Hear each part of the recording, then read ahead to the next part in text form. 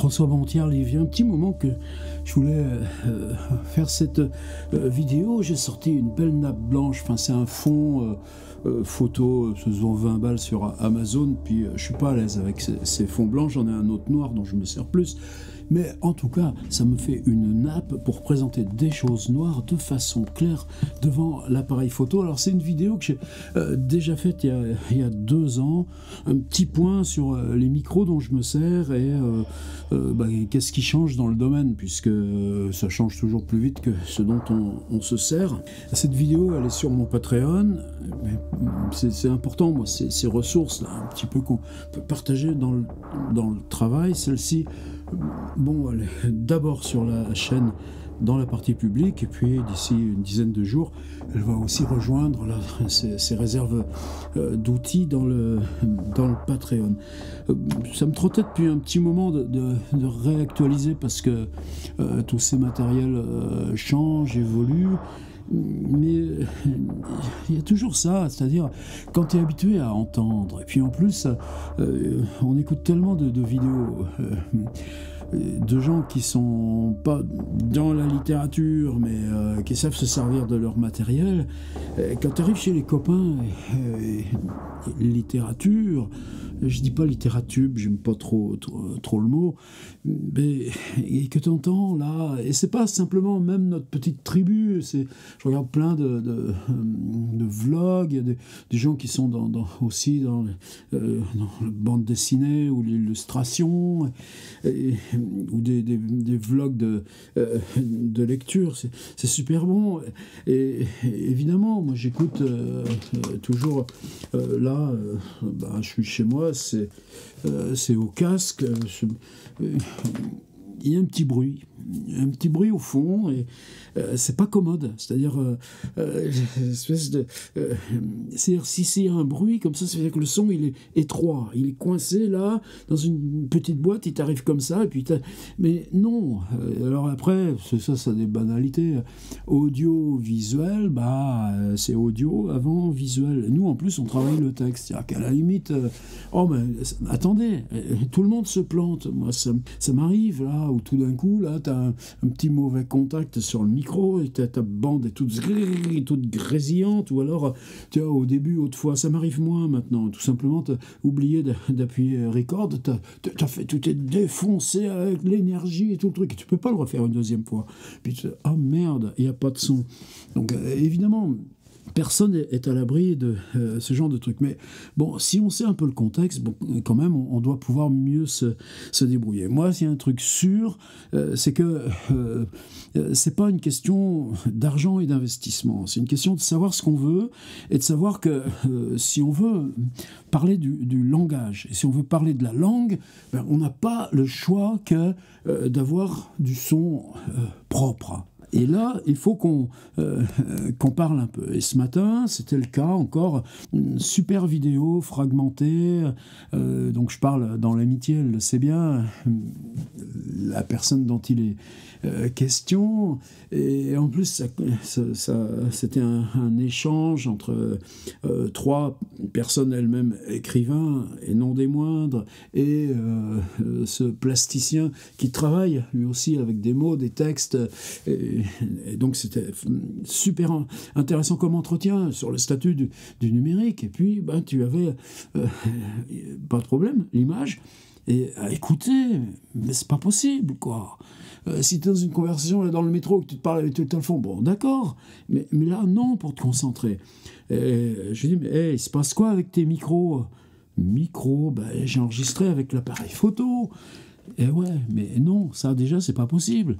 L'appareil photo, le mien aussi, c'est-à-dire si je regarde ici, là, il y a une toute petite fente.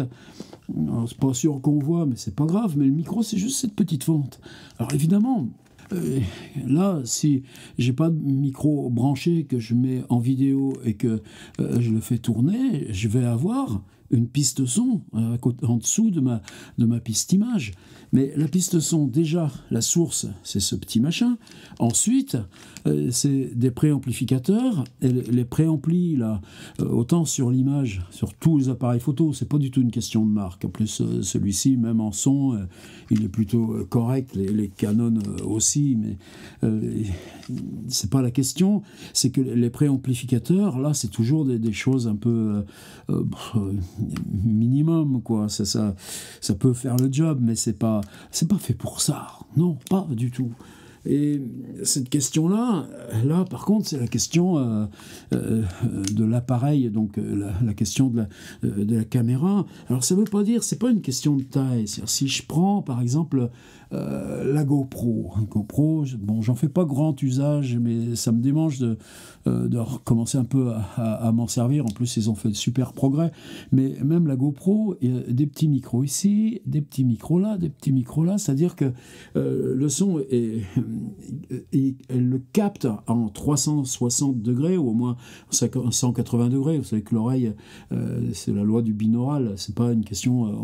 On n'est pas capable d'entendre les hauteurs. Par contre, on est très bien capable d'entendre la totalité des directions. Donc la GoPro capte un son par un ensemble de 6 micros et elle fait un algorithme pour savoir de quel côté vient la voix principale et elle le traite en fonction. C'est-à-dire quoi? C'est du son algorithmique. Est-ce que c'est quelque chose sur quoi on doit être contre par principe? Ben non. Si je prends cet outil-là, un téléphone, eh bien l'image, elle est aussi avec un tout petit machin comme ça, elle est avec un nombre de pixels, je crois que sur l'iPhone c'est 92 000 pixels, là on est à 25 millions de pixels, et oui mais les algos interprètent les 92 000 de façon à reconstituer, à identifier ce qui se passe dans l'image et à vous présenter une image propre par ce qu'on appelle intelligence artificielle. Et tous ceux qui rouspètent contre ça n'empêche qu'ils l'utilisent tous les jours. Et ce que je veux dire, c'est que c'est pas forcément la taille des micros, c'est que le son, c'est une vibration, c'est une membrane, et ces membranes-là, toi, tu vas les recevoir aussi par vibration, par membrane. Donc, c'est la question matérielle de la captation, du traitement et de la retransmission du son. Eh bien, elle est pour nous qui parlons langage, qui écoutons des textes. Elle est si importante. Ça m'a surpris justement ce matin parce que je suis habitué aux vidéos, là, salut, tu sais qui tu es, et c'est de la voix off, et sa voix off, elle est magnifiquement traitée.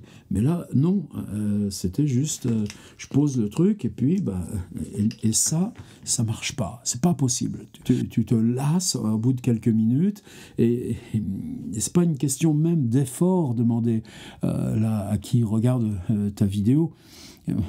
Allons-y maintenant pour ça. Et c'est ce que je voudrais dire, c'est que si on sait à peu près ce qu'on veut faire, c'est pas une question de budget et on peut se débrouiller avec peu de budget. Et là, justement, moi je me disais aussi, je voulais rendre hommage à ce micro-ci particulièrement. Ça fait pas si longtemps que je l'ai, ça fait juste 4-5 mois, je m'en sers en permanence pour mes carnets. Je voulais vous en parler, c'est le Sennheiser MKE600, MKE 600, et ça va être notre rendez-vous dans un petit moment. Alors les micros, d'abord il y a les micros qu'on appelle à condensateur, et puis les micros dynamiques. Les micros dynamiques, ça veut dire que c'est de la bonne ferraille, tu as une bonne capsule, elle est protégée, là tu peux souffler dans tous les sens, c'est lourd, c'est costaud, c'est une prise qu'on appelle XLR, vous savez les trois petits picots qui s'encliquent, et ça demande de parler très près, et par contre ils sont très directionnels, c'est-à-dire qu'ils ne chopent pas si vous parlez là dans une foule ou si vous parlez sur scène. Là on est dans le Sennheiser aussi, le MD441, une espèce de bestiau historique, mais quelle esthétique, quel design. C'est les gens comme Frank Zappa, enfin en tout cas dès qu'on voit des musiciens sur scène dans les années 70, il est extrêmement utilisé, mais au départ c'est les Allemands qui ont conçu ça pour en faire un micro de télévision. Et la télé évidemment c'est la voix parlée qui est principale, donc c'est des micros spécialement conçus pour la voix parlée et c'est inusable. Celui-ci il est vraiment là j'en avais 4 au début quand j'ai croisé une première fois, c'était lors d'une lecture avec Pifarelli au musée du Temps à Besançon et que le Technico m'avait mis ce truc là. Oh, j'étais tellement passionné par m'entendre lisant en public qu'après j'en avais trouvé sur eBay et celui-ci je pense qu'il est là début des années 60 parce que c'est même pas une prise XLR, c'est un gros truc qui se visse avec un raccord pour le brancher sur l'XLR, c'est 3 picots plats mais avec un diamètre supérieur. Et bon, je m'en étais fait une petite collection. Maintenant, c'est différent. Alors, pourquoi je m'en sers plus ? Parce qu'ils ont de l'âge et que ça commence à être fragile. Et puis, sur scène, là encore, c'est notre ingé son quand on fait nos lectures avec Dominique Pifarelli. Vous savez, donc ça, c'est le micro Shure, le SM58, c'est ce qu'on voit partout, ce qu'il y a partout, etc. Alors là, moi, c'est le 58A. Donc c'est le Beta 58A, et il est un tout petit peu plus cher, mais même le petit bestiau là, que vous trouvez à 80 balles, SM58, sur scène, c'est totalement droit comme spectre, donc il n'y a aucune déformation du son, et ensuite c'est sur la console que tu rajoutes un petit peu de reverb, tu rajoutes un peu d'aigu et tout ça. Donc là, moi, quand je fais des lectures sur scène maintenant, c'est celui-ci systématiquement que j'emporte avec moi. C'est un son qui est pas forcément qui n'a pas forcément de personnalité, mais c'est un bœuf, quoi. Bon, ça prend exactement ce que tu dis comme tu le dis. Tu peux te coller dessus, et surtout si tu es sur scène avec les risques de Larsen, de retour d'enceinte, avec le copain qui joue à côté avec son électronique. Donc là, on est dans les micros dynamiques. Et les micros dynamiques, maintenant, ils sont... Alors évidemment, là, on est sur des bestiaux de scène et pas de YouTube et d'enregistrement vidéo. Mais maintenant, ils font leur retour avec toute une tripotée de micros que vous avez certainement vu dans n'importe quel podcast, qui sont un peu des gros trucs comme ça de ce format-là. Alors il y a le Shure, encore même marque, qui s'appelle SM7B, et il y a Rode, dont je vais parler aussi beaucoup. C'est les marques, il y en a 4, hein, c'est pas... Enfin, après, il y en a plein d'autres. Mais là, nous, on est dans les trucs de budget. On va pas parler des Neumann, des Violettes, etc. On va rester là dans la base. Et vous voyez partout maintenant ces espèces de... Alors, tu as des pieds orientables, et puis le gros machin, et ça veut dire que tu parles en podcast, et puis ça veut dire que tu as une compression extrêmement forte, etc.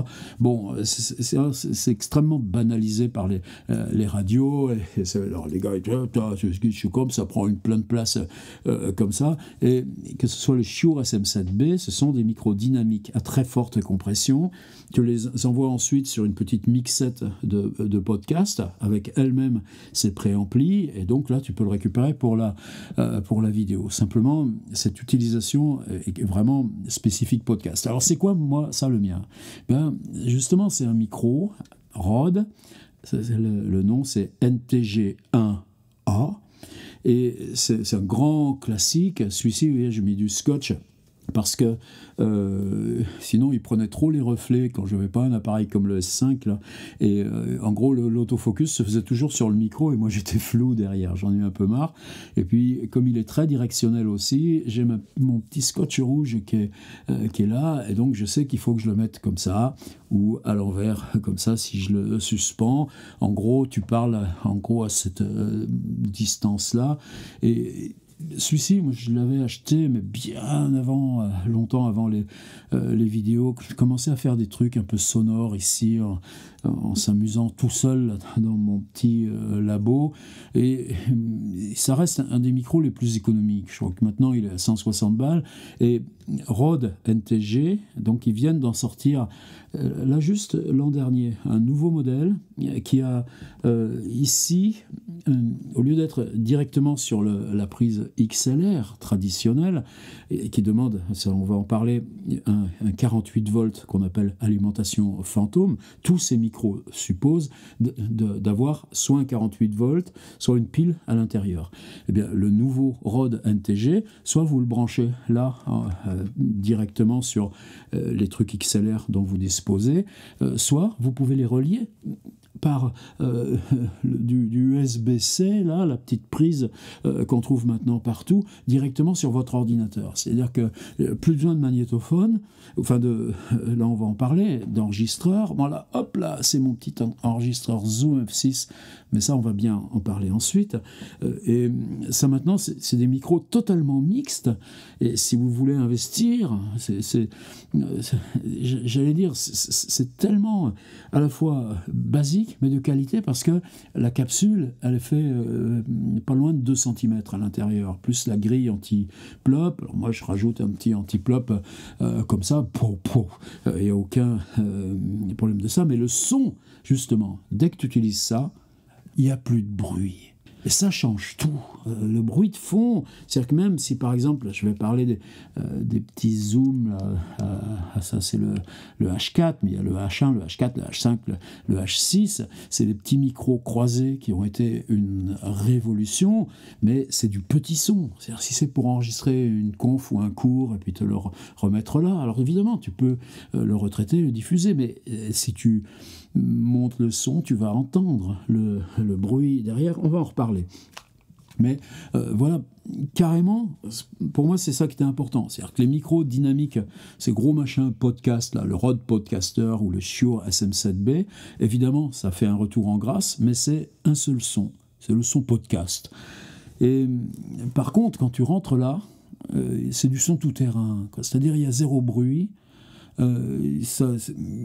Tu peux être très proche dans des voix chuchotées, vous savez, la SMR ou ces trucs-là, où il est évidemment directionnel, à peu près comme ça, mais dans ce côté directionnel, si tu le mets à 1 mètre, tu peux très bien être à 2 personnes qui parlent. Et ça, justement, ce truc-là qui semblait inamovible, il y a 1 an, Rode a fait son truc avec la petite prise pour le relier direct à l'ordinateur. C'est un moyen d'entrer, là, dans le son studio. Alors moi, en vidéo, je m'en suis servi des années, là, sur cette chaîne. Ceux qui me suivent le savent bien. Alors j'ai tout essayé, de le mettre comme ça, en haut. Ouais, quand je fais du bruit, poum, de le mettre en haut pour qu'il soit pas trop dans le champ, ou là, tu parles comme ça, mais alors si tu parles comme ça, il te bouffe toute la place, toi, tu disparais derrière, et l'autofocus de l'appareil est tout perdu. Laissons la question en stand-by.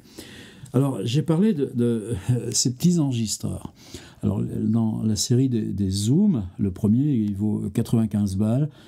Quand je parle prix d'achat, c'est plutôt chez Thomann, c'est Thoma2N. C'est une plateforme, alors fiable, tous les musicaux s'en servent. C'est souvent bien moins cher qu'Amazon. Puis en plus, tu as affaire à des gens qui peuvent te répondre, dialoguer. Tout ça, c'est Thomann. Attention, c'est aussi ça peut être addictif. Alors le petit H1, tu dis, oh là là, 95 balles, je vais avoir un zoom. Ouais, mais il aura juste les 2 petits micros.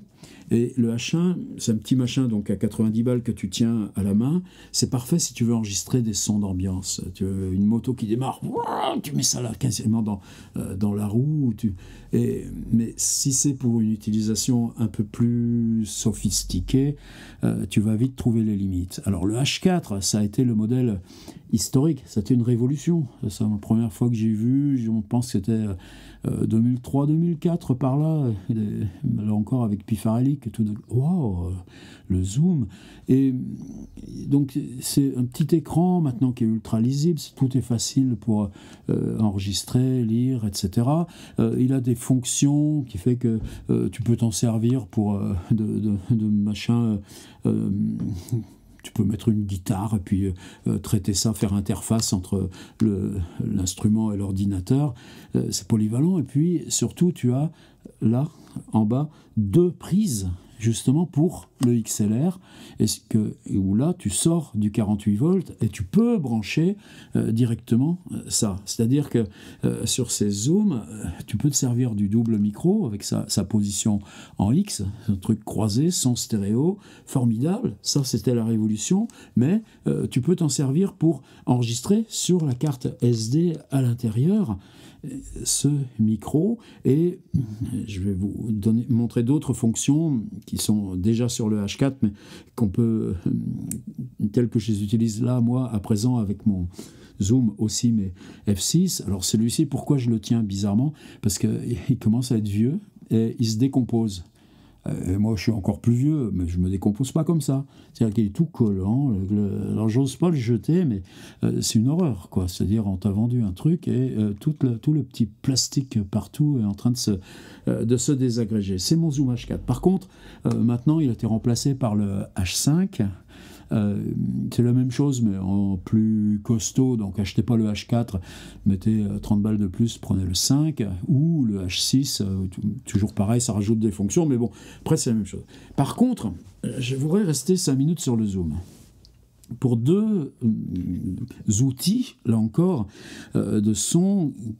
En gros, Zoom, c'est du matériel que tu ne peux pas considérer comme professionnel, comme par exemple la marque Sound Device. C'est la même chose en gros que mon petit F6, là, mais je l'aurais payé 1200 balles au lieu de 600 balles. Et dans le son, je vais parler budget, mais il y a quand même ce truc. Si on veut que ça ait de la gueule ce qu'on fait, il y a quand même ce truc d'investissement de départ. Et alors Zoom, ils ont cette petite série, donc il y a le F1, F2, et là, qui sont spécifiquement pour les micro-cravates. Alors micro-cravates, c'est des micros là qui sont filaires. On va passer ensuite à un autre type d'appareil, microfilaire. Ça veut dire que lui, il est omnidirectionnel. C'est une petite capsule qui prend tout.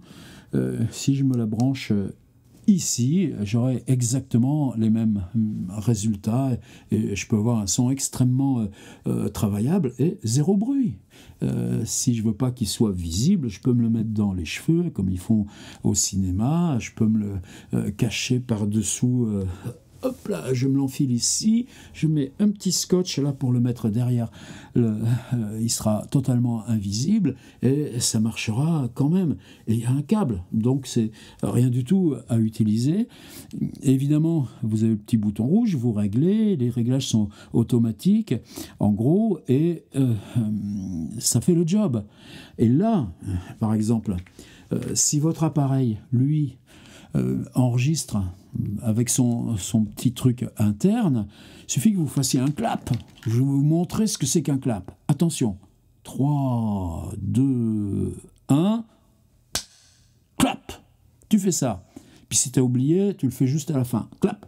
En tout cas, sur cet appareil, même si le petit micro, je répète, quel que soit l'appareil, c'est pas la question de la marque, vous aurez un petit pic. Hop là. Et puis, ici, la carte SD, tu la mets dans le truc et tu as un petit pic. Si tu alignes le petit pic, les 2 petits pics sur une verticale. En plus, les logiciels de montage, je parle des logiciels de montage vidéo, ceux qu'on utilise, ils ont maintenant des fonctions où si tu as piste image, piste son et tu as une piste son extérieure, tu sélectionnes les 2 pistes son, tu appuies sur la petite case synchronisée et hop là, ça te le met directement d'aplomb. Moi, je ne l'utilise pas parce que ça va tellement vite.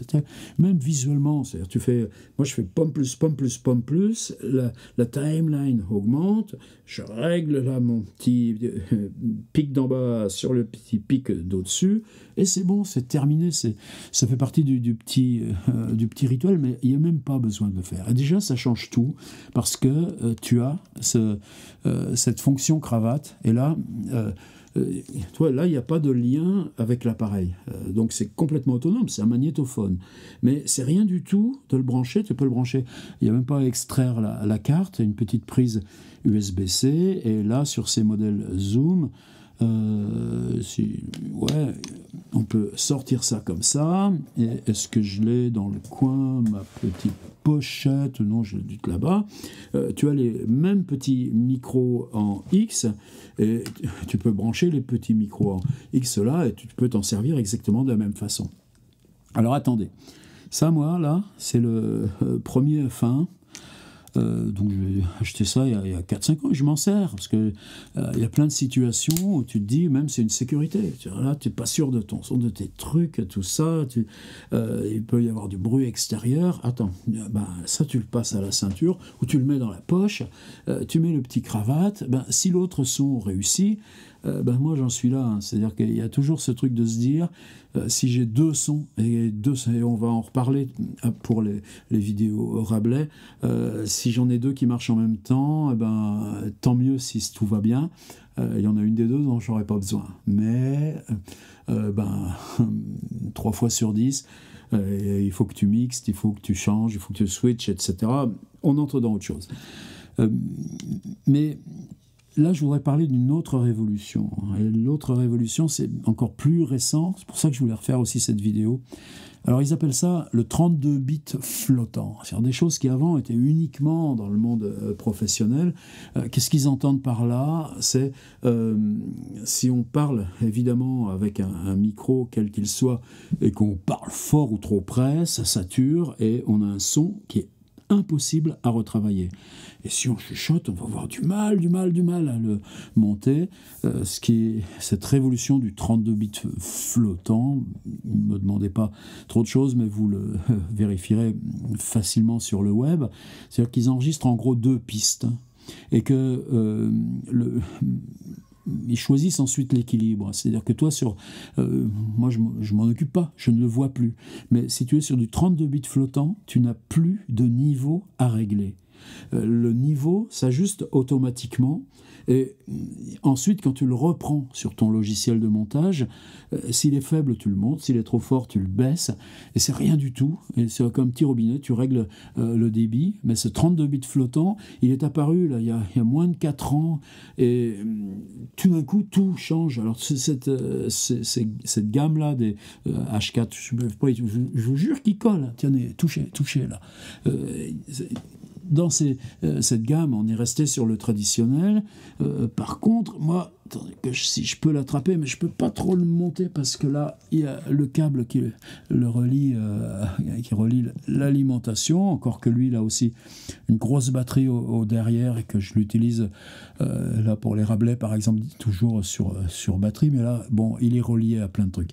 Mais sur ce Zoom là, il y a 6 entrées. Moi, j'en utilise toujours qu'une. Alors la 1, c'est quand je suis au bureau, puis la 4 quand je suis sur le terrain pour les Rabelais avec des réglages un peu différents, peu importe. Là, j'ai une prise casque, et je fais souvent les vidéos avec ma prise casque. Déjà, on entend la voix avec évidemment une question de retour. Là, je lui fais confiance, je m'en débrouille, mais aussi le casque me sert pour la concentration. Je préfère plus isolé. Et là, évidemment, je suis branché sur le micro qui m'enregistre, mais le micro qui m'enregistre, je ressors par ce petit câble, et ce câble, je l'envoie sur l'appareil photo. Voilà. Le jumeau de celui-ci, la GH5S, S5, et dans ces appareils, si vous achetez un appareil,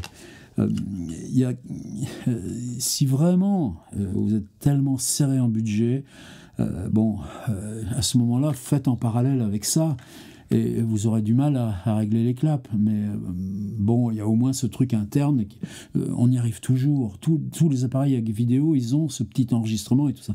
Mais la plupart ont une prise micro extérieure. Ça va être là vers quoi on va aller là tout de suite. Et cette petite prise micro, bien, là, moi, c'est mon micro principal qui passe par le zoom. Et là, je vais ensuite, quand je ferai le montage, je reprendrai la piste là, qui est là sur le zoom, que j'importerai sur le Final Cut, mais la même prise rentre dans l'appareil, elle est en double, là sur l'appareil lui-même, et plein de fois, c'est ça aussi qui te sauve la mise.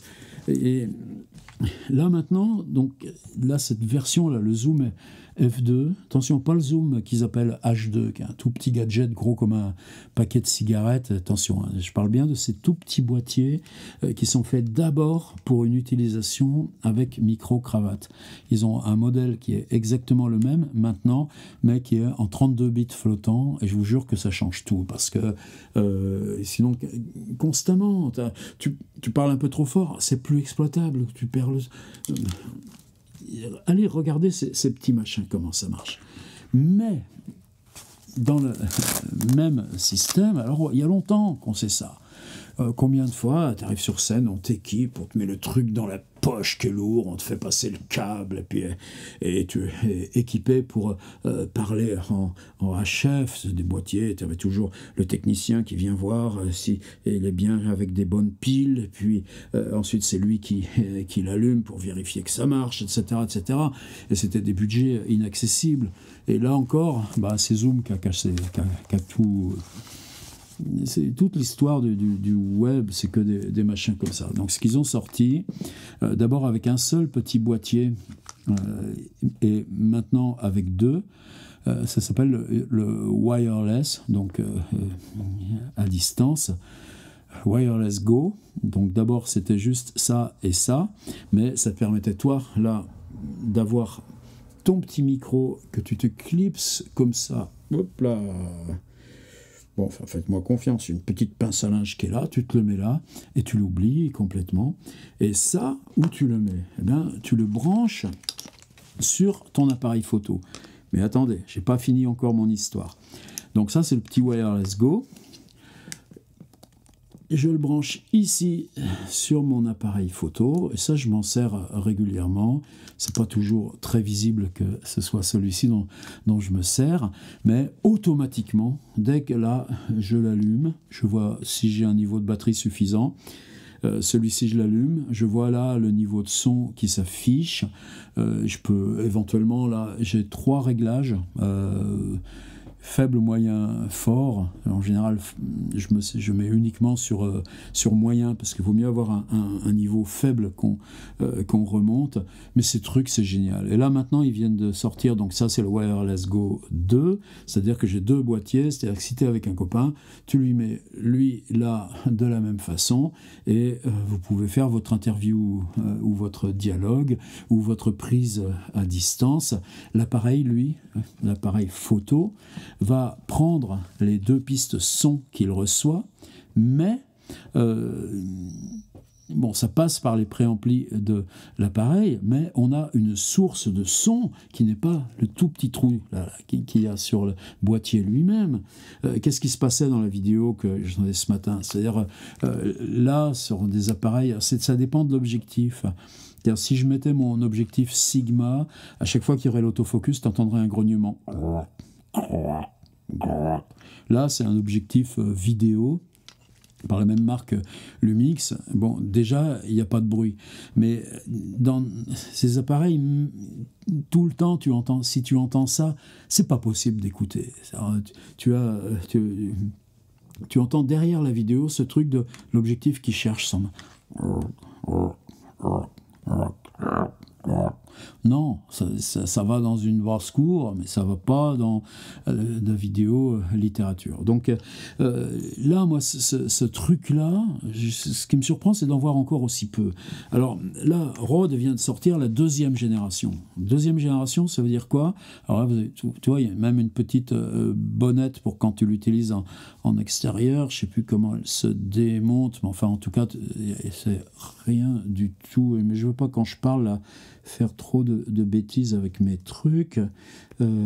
Tu enlèves ou tu n'enlèves pas? Ouais, voilà. Donc là, tu as le micro, la petite bonnette qui se clipse dessus, et tu as aussi, ici, à côté, une prise pour le micro-cravate. C'est-à-dire que là, celle-ci, elle est vissée par sécurité, mais si je la dévisse et que je la mets là, je peux utiliser ça, le petit boîtier, uniquement comme un boîtier de transmission, et je m'en sers avec un cravate, et ça, je le mets dans ma poche, et ça marche complètement. Mais le micro-cravate sera de qualité supérieure, mais du wireless initial au wireless Go actuel, là, ce micro est omnidirectionnel et ça marche tellement bien que maintenant, alors c'est la mode chez ces gens-là, pas littératube, mais qui font de la grosse vidéo. Tu le tiens à la main, c'est joli, tu parles comme si c'était là ton truc, mais tu parles avec celui-là comme ça. Bon, moi je fais pas ça, mais alors, qu'est-ce qu'ils viennent de faire, Rode? Deux choses. D'une part, maintenant, donc ce petit truc-là, je mets le récepteur sur mon appareil et le petit fil ici. Et là, on peut être à 3 mètres, à 4 mètres, mais à 10 mètres, à 20 mètres, ça, je ne suis pas la limite exacte, mais bon, en tout cas, à 10-15 mètres, ça marche magnifiquement, sans aucun problème. Mais il suffit de changer là ce fil. Alors, vous le recevez avec deux petits câbles. Pareil, l'autre, il a des petits tortillons. Voilà, ça ressemble à ça, l'autre. Et si vous mettez le deuxième câble, eh bien, ça veut dire que tu peux simplement brancher ton petit récepteur de la même façon sur ton téléphone portable. Et tu l'accroches au téléphone portable. Alors, pareil, l'iPhone ou votre téléphone, il y a une fonction enregistreur qui est de bien meilleure qualité. C'est-à-dire que là, c'est les vidéos que j'ai vues ce matin. Si ça avait été en même temps poser l'iPhone là, au milieu devant la personne et mettre en position enregistreur, tu avais une piste son qui était nettement meilleure que celle de l'appareil photo. Donc déjà là, c'était non, c'est pas la question de sentir coupable ou pas, c'est pas ça, on loupe tellement, on apprend que par nos bêtises tout le temps, et nous on en fait 4 fois plus parce que c'est le contenu qui nous intéresse, mais si on sait le vocabulaire, bon bah tout simplement on se dit allez, déjà je mets l'iPhone, ce sera meilleur, et puis je mixerai l'iPhone avec le son, avec l'image que j'ai ici, avec un petit clap. Oui, mais si tu as ce petit truc, la personne que tu interviews, tu lui mets le machin au col, toi tu gardes l'autre pour toi, ou alors si vous êtes deux, parce que là c'était le cas, il aurait suffi qu'elles aient ce truc-là pour poser les questions, et que la personne qu'elles interviewent, elle avait ça, et lui, là, reçoit et installe sur le téléphone une piste son qui n'a rien à voir avec le petit enregistreur interne qui a un petit micro, je ne sais pas exactement où il est, mais ça c'est le petit haut-parleur, je crois qu'il est ici, enfin bon, peu importe. Vous m'avez suivi. Mais ça, ce Wireless Go 2 de Rode, les jeunes ils diraient ouais, c'est une tuerie. Oui, parce qu'en plus là ils viennent de le ressortir au même prix, je sais pas combien, c'est 180 balles, quelque chose comme ça, mais en 32 bits flottants. C'est-à-dire que là tu n'as plus aucun problème de niveau.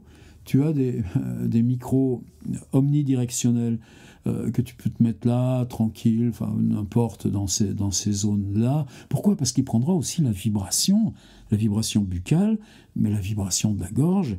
Et déjà là, vous pouvez y aller. Si vous voulez investir et rester dans des budgets minimums, on a vraiment un outil totalement tout-terrain, totalement performant, et qui pour nous change complètement la qualité, parce que tu prends une qualité de proximité, c'est-à-dire là tu es vraiment à 10 cm et c'est la vibration corporelle presque qui le fait marcher, et cette proximité te permet de travailler le son. Je voulais faire une parenthèse sur avec quoi tu le reprends. C'est pareil ce matin, donc dans ce petit dialogue après la vidéo, elle me dit je ne savais pas comment isoler le son ensuite. Alors là encore c'est pareil, moi je suis dans l'univers Mac, je ne peux pas parler d'autre chose, mais au départ il y a un logiciel qui est vendu là, avec la machine, s'appelle iMovie. On a tous commencé avec iMovie, j'ai commencé avec iMovie, la première fois que tu coupes, tu rajoutes, tu machin, tu exportes, ça y est, je fais du film. Ensuite, tu apprends à faire séparer la bande-son de la bande-image, prolonger, faire un peu que les deux bandes-son se recouvrent, soit en J, soit en L. Ça, c'est décisif, mais bon, tu apprends vite à faire tout ça. Et ensuite, il se pose la question d'un logiciel un peu plus compétent. Là, moi, alors, il y avait le Premiere chez Adobe, qui semble un peu en régression. Il y a Final Cut, on est beaucoup à s'en servir. Moi, je continue, j'ai toujours mon Final Cut parce qu'il faudrait que je réapprenne tous les gestes, toutes les habitudes, les classements de bibliothèques, tout ça. Donc, je reste sur Final Cut, c'est un outil, évidemment. Sur Final Cut, quand j'importe une prise, par exemple, quelque chose que j'ai pris avec le micro, là, sur l'appareil photo, là encore, on va arriver là, au MK600, j'ai tout simplement, de la même façon que j'ai un petit plugin stabilisation fourni avec le logiciel, j'ai un petit plugin, c'est assez récent, il y a juste 5-6 mois, parce qu'ils se courent les uns les autres après, qui s'appelle isolation sonore, et cette petite friture, imagine que tu es à une clim ou un machin comme ça, hop là, tout d'un coup, alors tu as un son un peu plus étroit, et après il faut le regonfler, donc tu regonfles un son qui s'est débarrassé de la friture, tu y arrives, mais bon, c'est toujours pareil, elle dit je sais pas comment le nettoyer. Et non, il faut être clean sur la première prise, et à ce moment-là il n'y a pas besoin de nettoyer. Alors par contre, le Final Cut, faut le payer.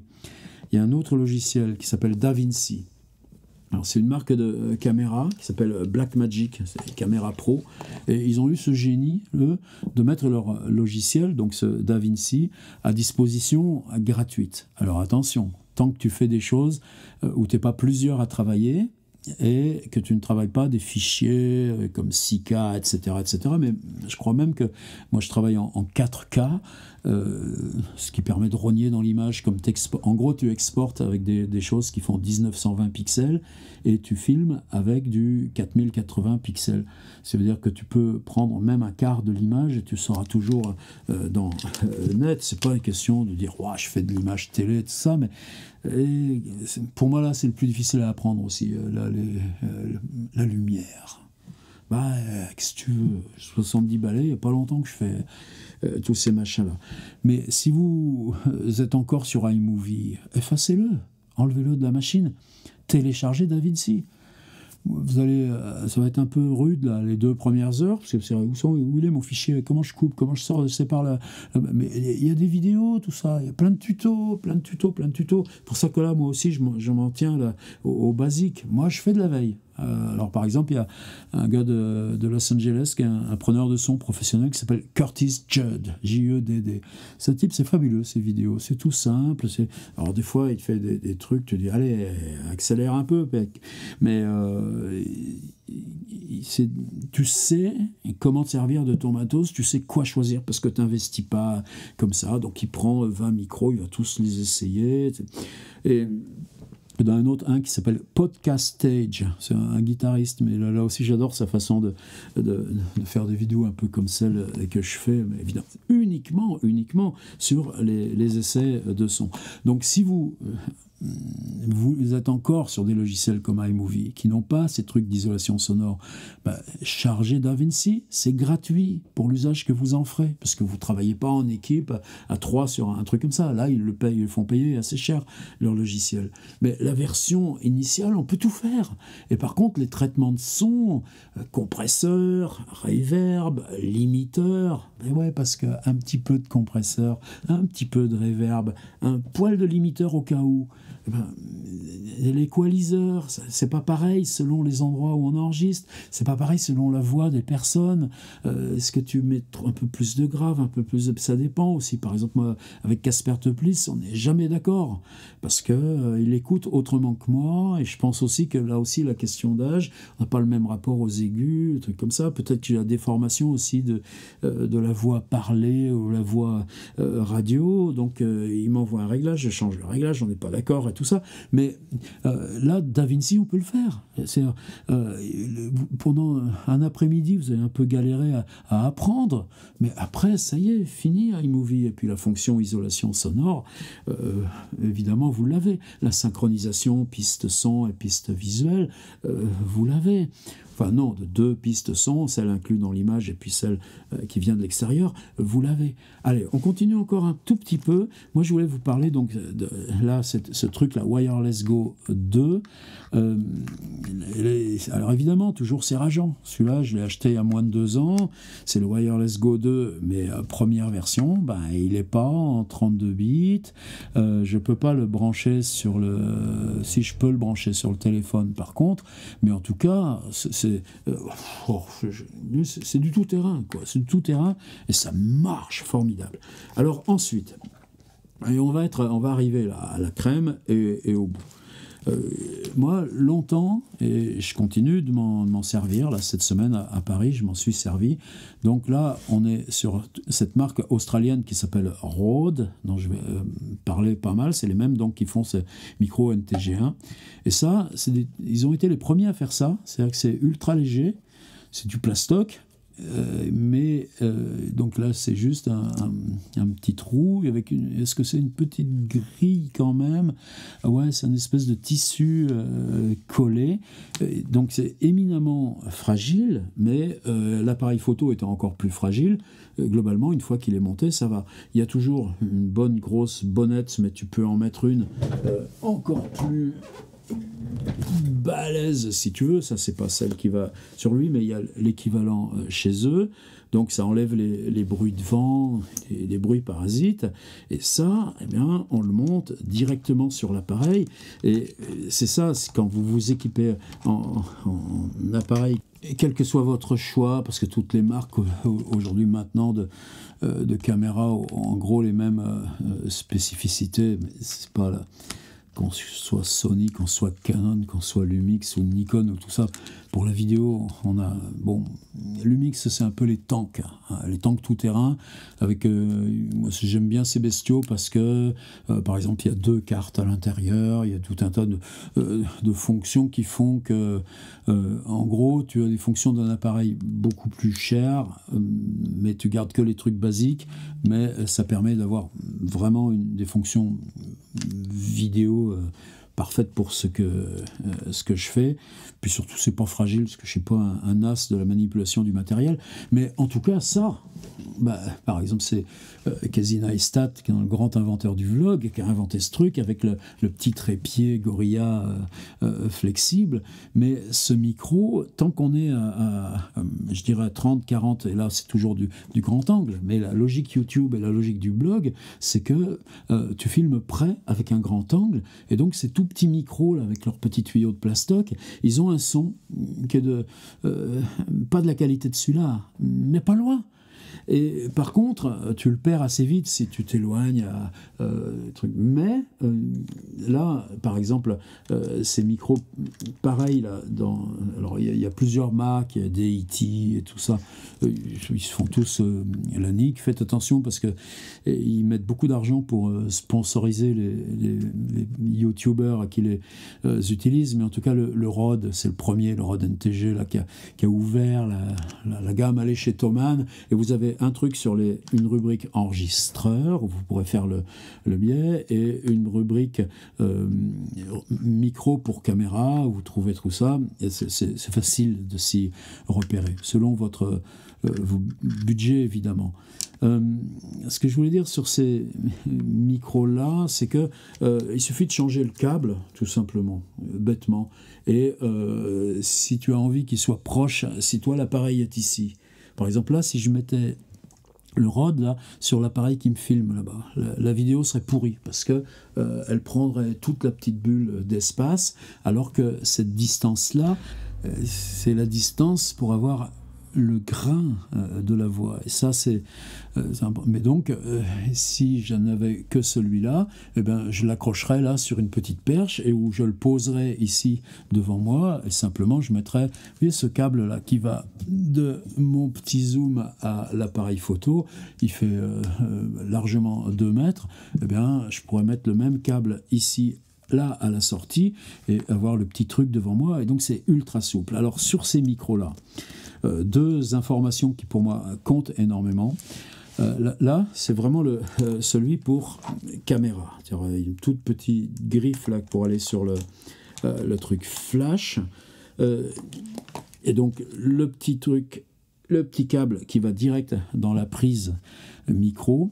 Celui-ci, il a une qualité, c'est que je vais essayer de vous le montrer, parce que c'est pas forcément tous les modèles Rode et c'est pas forcément toutes les marques. Je le branche et regardez, je vais mettre mon appareil en mode on. Normalement, vous voyez s'allumer, et normalement, moi je le vois pas. Je vérifie. Le micro s'est allumé. Et si j'éteins l'appareil, au bout de 3-4 secondes, le micro va s'éteindre. Ça veut dire que c'est fini le temps, parce que ces micros, à l'intérieur, deuxième information, soit il y a une pile qu'on met ici, qu'on enclenche, et là aussi je pourrais mettre une pile, et ça c'est la deuxième information. Là, cette prise n'alimente pas le besoin du micro. Donc, soit ils ont une batterie, mais une batterie qui peut durer, ou une pile, ça va durer, je crois, 120, 140 heures, soit ils ont une petite batterie avec, là, une petite prise USB qui permet, alors quoi, bah, c'est une fois tous les 2 mois, tu dis tiens, il y a longtemps que je ne l'ai pas mis sur la recharge, ben, tu branches là sur le petit USB, tu le laisses sur ton chargeur le plus standard, le plus banal, puis au bout d'un moment, tu vois que ça y est, il a fini de clignoter, il est rechargé, et tu en as encore pour 2 mois, voire 3. Ça, c'est la première information, savoir la question de batterie. Mais si tu éteins l'appareil et que tu oublies d'éteindre le micro, ça c'était dans celui que j'avais avant, bah, tu peux être sûr qu'après tu montes le truc, ah merde, plus de batterie, et t'es fichu. Donc ça, cette question-là du micro qui s'allume et s'éteint quand tu allumes et tu éteins l'appareil, vérifiez avant d'en acheter un. Parce qu'évidemment, on a tous ce petit machin, c'est standard. Et alors, deuxième chose maintenant que fait Rode, eh bien, justement, toujours pareil, les 2 petits câbles au choix. Et les 2 petits câbles au choix, ça veut dire que tu peux brancher ce micro-là très bien sur un téléphone. Et là encore, là, tu branches ce truc, tu as ton téléphone ici, tu interviewes quelqu'un et tu mets le machin à 1 mètre, mais ça n'a rien à voir. Et c'est un micro de qualité. Il n'y a pas de... le bruit, il n'y a pas de bruit. Alors, évidemment, maintenant, on va changer, on va passer à un dernier point de la vidéo, ce que la plupart des types dans mon genre utilisent. Alors, est-ce qu'on apprend en faisant des bêtises ? Moi, j'ai de la chance. J'ai pas fait trop de bêtises, ça c'était un peu un luxe et un vice, mais ça a été une période de ma vie. Celui-ci, je l'ai acheté il y a plus de 20 ans, et c'est de la bonne camelote, quoi. Si j'ai changé les élastiques, je me suis racheté une suspension, parce que l'autre c'était des nœuds de lutte. Mais t'as juste à le brancher, le son est toujours intact et formidable. Et maintenant, je dis, tout ce qu'ils ont rajouté, c'est la connectique, là, USB, etc. Des bêtises. Qu'est-ce que j'ai fait comme bêtise ? Il est là, je l'avais sorti. C'est celui-ci. C'était au début du confinement, quand je commençais à faire des lectures longues sur ma chaîne. Donc là, c'est une autre marque, Audio-Technica. C'est une marque ultra réputée. C'est aussi la marque là, du casque que j'utilise. Hop là, l'avantage des zooms, c'est que c'est incassable. C'est un micro stéréo. C'est-à-dire que tu as une part ici qui enregistre à gauche, une part ici qui enregistre à droite. Et je me dis, mais pourquoi enregistrer toujours en mono alors que mes lectures, je voudrais qu'elles soient immersives. Par exemple, qu'est-ce que j'ai travaillé moi sur Led Zeppelin, où tu as deux micros superposés pour les questions là d'empêcher tout l'arsène de la voix, et puis d'avoir ces tout petits décalages qui donnent du relief à la voix, ou un micro ici, et puis l'autre micro soit au plafond au-dessus vers toi, ou au fond de la pièce, c'est pareil, donc c'est une construction d'espace. Puis tous ceux si vous regardez une vidéo sur comment marche le son binaural, ben là je me suis planté, parce que déjà quand tu enregistres là la séparation, moi je me disais ouais, tu fais souvent deux voix, donc tu peux avoir la voix ici qui dit ça et puis la voix ici qui dit ça, bah ouais, mais tu es toujours au milieu, et puis au milieu bah ça frotte, c'est tout ça. Et j'ai appris seulement après qu'en musique, alors c'est des micros qui sont plus courts que celui-là, mais je veux pas scier en deux, c'est pas ça, mais c'est des micros canons qui font à peu près la moitié de cette longueur, et là tu en mets deux, ça va faire quelque chose un petit peu comme ça, là, soit en X, soit comme ça si tu enregistres un orchestre, ou donc comme ça fermé si tu enregistres quelqu'un qui parle, et donc le son stéréo, c'est pas du tout avec ce genre de choses comme ça. Alors, il faudrait que je le revende, mais en même temps, quelque chose que j'aime bien, c'est quand tu fais des enregistrements de terrain, tu te mets près d'une rivière, ou un arbre avec du vent, avec sa toute petite bonnette comme ça, et là tu as une spatialisation. Alors, je m'en sers pas beaucoup, c'était une erreur d'acheter ça, c'était pas en plus donné, mais t'apprends comme ça. Alors ensuite, vous avez vu, pour mon Rabelais, j'ai investi dans ça. Alors ça, c'est un truc que j'ai vu utiliser 40 fois dans tous nos docus, quand on faisait docus pour Arte. Ça s'appelle Dead Cat, chat mort en anglais. Et ils vous vendent même ça avec un petit peigne pour la brosser un petit peu. À l'intérieur, c'est tout simplement un gros machin de plastique qu'ils appellent Blimp. Et là, quand tu dévisses, tu enlèves ça. Et à l'intérieur, tu as tout simplement, justement, ce micro canon. Et ça, c'est le premier micro canon que j'ai acheté, parce que je voyais bien, là, dans les studios, Peter McKinnon et tout ça, donc tu vois bien comment ils utilisent, et c'est ces micros-là. Alors, ces micros-là, c'est pareil, quand on est dans nos tournages docu, c'est toujours ça que tu utilises, des micros directionnels. Et le premier que j'ai acheté, c'était un Rode, donc toujours la même marque, un Rode NTG4.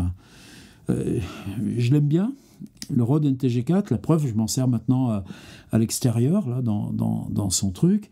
Et là, moi, l'idée, c'était, il me faut quelque chose, parce que tout mon projet Rabelais, c'est basé sur des lectures de terrain avec mon bouquin. Et donc, il y a toujours, évidemment, le moindre souffle de vent perturbe tout.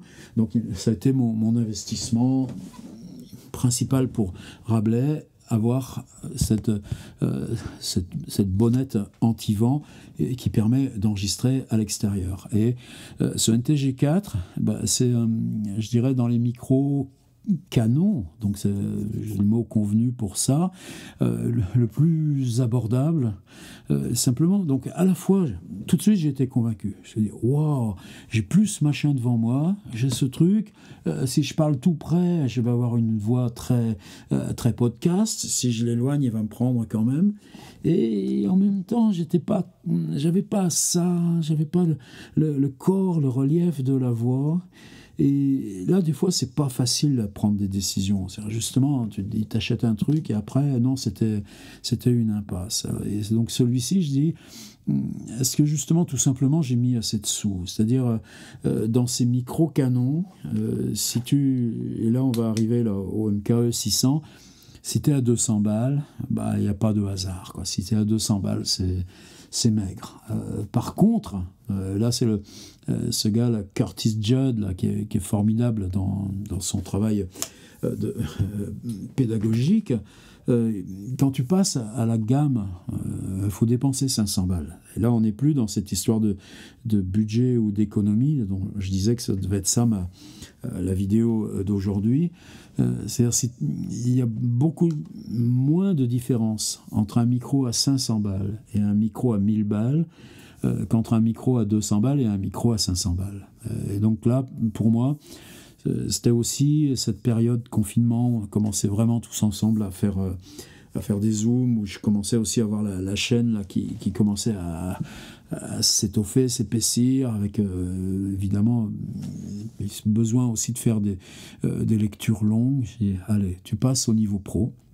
Alors niveau pro, par exemple, il y a un Sennheiser, c'est le 1000 et quelques, qui vaut 1000 balles.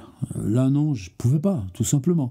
Par contre, j'ai pris un qui s'appelle le Rode NTG3. Là, c'est celui avec lequel je travaille là tout le temps. Donc il est très directionnel comme ça, mais il a surtout, vous l'entendez, un corps de voix. Et c'est vendu, alors il y a même un petit étui en ferraille. Je me dis, jamais je m'en servirai. En fait, si, chaque fois que tu le mets dans une valoche, tu le mets dans son petit étui et tu le trimbales comme tu veux.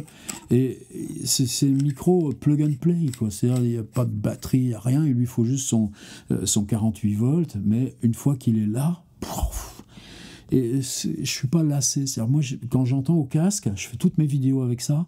Parce que si je suis sur ce micro, il y a cette confiance, c'est le truc radio. Je pourrais faire une autre vidéo sur les micros qu'on utilisait à Radio France, autrefois, France Culture, là, pour les feuilletons, etc. Donc ce Rode NTG3, je peux vous dire, wow, achetez-le. Non, c'est 500 balles. Faut vraiment savoir que tu peux le faire, et puis le zoom là qui va derrière, le petit enregistreur, il vaut le même prix. Ouais, mais un instrument de musique, ça vaut combien? C'est là où tout d'un coup, ça peut être un engrenage, et il y a toujours ça qui fait que quelqu'un qui se débrouille, même avec des choses élémentaires, il arrivera à des résultats forts. C'est une question de mentalement savoir ce qu'on veut. Mais j'ai jamais eu de regret d'être passé là du NTG4. Là. Donc maintenant c'est bon, je l'utilise là pour les perfs Rablais, les trucs extérieurs avec ma bonnette là, dans les champs, dans les bois et tout ça. Ça fonctionne, il n'y a aucun problème. Mais ici à la maison, c'est mon NTG3. Et là, où j'en étais avec ça, c'est quand je faisais dans le premier temps avec ces vidéos Rablais. Donc j'avais ma bonnette ici sur le petit enregistreur Zoom. En général, je suis avec une seule caméra. Il m'arrive d'emmener les deux. Et il m'arrive aussi, je vous dis, d'être très discrètement avec mes petits Wireless Go 2 et d'être en tout ça.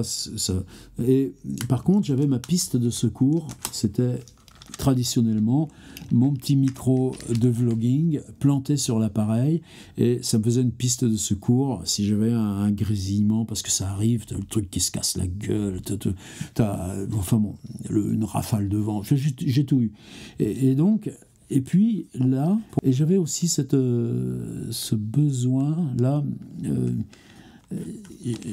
C'est mon studio, c'est ma bulle, et vous voyez là, comme je suis déjà long à parler comme ça, j'installe quelque chose, mais c'est toujours le même bocal, le même fixe. Et je voulais, pour cette deuxième chaîne que j'ai lancée là, de carnet, quelque chose de plus intime. Et là maintenant, donc j'avais déjà ça, parce qu'avant d'avoir l'enregistreur, et la qualité 32 bits, là, sur l'appareil là, fixe là, qui me filme, c'est tout simplement un petit raccord XLR. Il y a ça dans toutes les marques, aussi bien Sony que Canon. On peut régler deux entrées, c'est-à-dire il y a deux micros XLR qui rentrent ici, chacune avec, est-ce que tu veux dessus le 48 volts, régler le gain, est-ce que tu veux les deux pistes ou une seule, et si c'est les deux, etc. Et c'est fini. Et là, tu branches ton micro tout simplement comme ça, et quand tu as cette configuration, c'est l'autre bout, évidemment. Quand tu prends un câble, rappelle-toi de ça. C'est toujours l'autre bout. Hop là. Eh bien, le micro que je branche ici sur l'adaptateur XLR, donc avant que j'ai ce petit zoom en parallèle, au lieu de passer par les préamplis intérieurs de l'appareil, les préamplis, ils sont là. Ce que tu achètes, c'est pas de la connectique, c'est pas un truc pour brancher. Ce que tu achètes, c'est 2 préamplis de bien meilleure qualité que celui de l'appareil. Donc ça, je m'en suis servi très très longtemps. Donc même là, avec celui-ci, le NTG3, le câble rentre là directement sur l'appareil photo. Et cet adaptateur XLR, je ne l'ai jamais regretté. Et là, ce que je me disais, il faut que tu aies quelque chose qui te permette de travailler pour ces carnets dans l'intimité, dans le privé. Et c'est là où je suis tombé sur ce MKE 600. Alors, c'est du Sennheiser. Il y a des petits boutons, mais je m'en sers jamais pour couper ou filtrer, etc. On peut le dévisser ici et mettre à l'intérieur une grosse pile.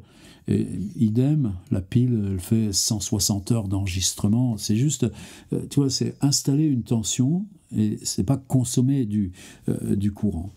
On est sur du XLR. Est-ce qu'il a un petit chargement, lui? Non, il n'a pas. C'est vraiment du basique. Le NTG4, tu peux le recharger éventuellement sur du USB-C. Lui, c'est tout simple. Par contre, quand ils te le vendent, il est vendu avec un deuxième raccord qui permet, si tu n'as pas le XLR, tu le mets avec la batterie, donc une petite pince qui est comme ça pour moi, et là, tu peux le brancher sur l'appareil, directement sur l'appareil photo, et donc tu auras la qualité XLR, on sera exactement comme ce petit machin, mais au lieu d'être du plastoc et du mini, on a, j'allais dire, le truc standard des journalistes. Donc ça, si tu le mets comme ça sur l'appareil, avec juste une pile à l'intérieur, à changer toutes les 160 heures d'enregistrement, et simplement le petit câble là, qui part là du XLR, mais qui te rejoint en mini jack ton appareil photo, ce truc-là, 1000 fois mieux que ce genre de truc. En plus, lui, il n'y a rien du tout, c'est-à-dire que c'est l'appareil qui l'alimente. Si l'appareil est on, le truc est on, sinon, c'est pas... si je le fais sur l'adaptateur XLR, eh bien, tout simplement, je vais avoir la qualité de préampli XLR, là, tout en ayant cette proximité. Alors, attendez, je vais le remettre, il faut le recoincer là. Des fois, s'il m'est arrivé tu vois, de faire ce genre de bêtises, on n'est jamais à l'abri d'une bêtise. C'est pour ça que je préfère toujours 2 sons qu'un seul.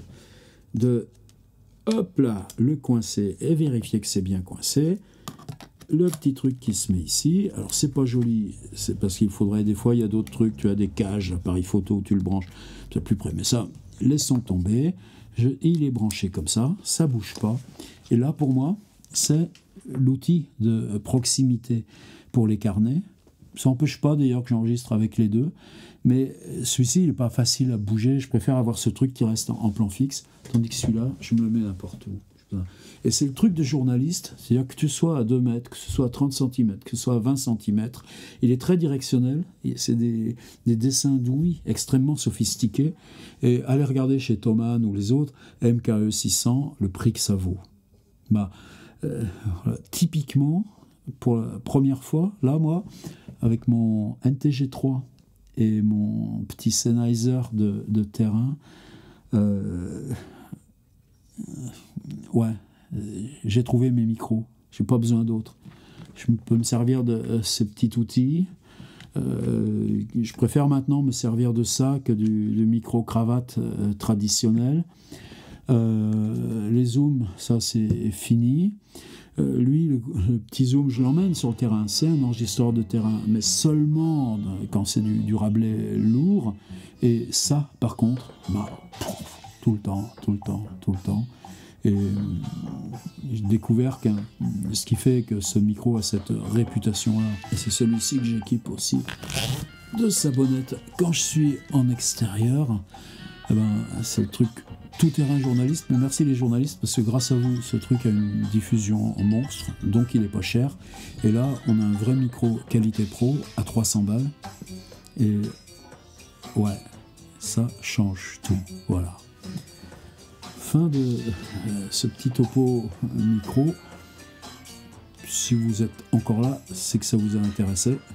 Et c'est quand même un gros enjeu pour nous. C'est un enjeu énorme, tous ces trucs de podcast, de vidéos, et ça, il n'y a pas de problème. C'est le son. Et il y a tellement de quoi inventer. Allez vous balader. Ça sur votre téléphone. Ou le petit tout-terrain qui peut aussi se relier le récepteur au téléphone et là, lui, pendu à votre cou, et tout ça, ou directement comme un petit micro comme ça, ou ça, et puis sur un support, là, chez vous, ou sur une perche. Il y a tout à inventer, mais il faut franchir le pas. Voilà, petit topo.